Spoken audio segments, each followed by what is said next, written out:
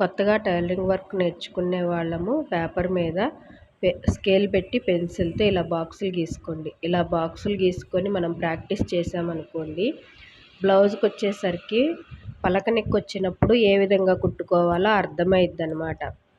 కొత్తగా tailoring work నేర్చుకునే వాళ్ళు ఎవరైనా సరే ముందు ఈ విధంగా ప్రాక్టీస్ చేయాలి. చేస్తే మనకి మిషన్ అనేది బ్యాలెన్స్ అనేది ఎలా చేసుకోవాలో అర్థమైద్ది.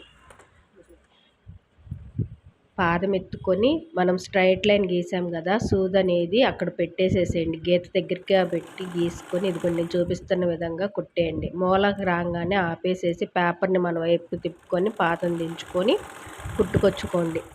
ఈ విధంగా మనం ప్రాక్టీస్ చేసామనుకోండి, స్క్వేర్ నెక్ వచ్చేసరికి మనం ఎలా కుట్టుకోవాలో అర్థమైద్ది అనమాట. చూడండి, సూది దించి పాదం ఎత్తి పేపర్ మన వైపుకి తిప్పుకొని మళ్ళీ పాదం దించేసి కుట్టుకోవాలన్నమాట.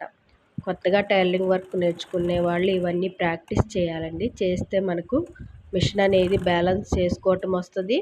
మనకి బ్లౌజ్ మీద పలక నెక్ వచ్చినప్పుడు ఏ విధంగా కుట్టుకోవాలో అర్థమైద్ది అనమాట. కొత్తగా టైలరింగ్ వర్క్ నేర్చుకునే వాళ్ళు నా ఛానల్ని ఫాలో చేసుకోండి, లైక్ కొట్టండి, నేర్చుకుందాం అనుకున్న వాళ్ళకి షేర్ చేయండి.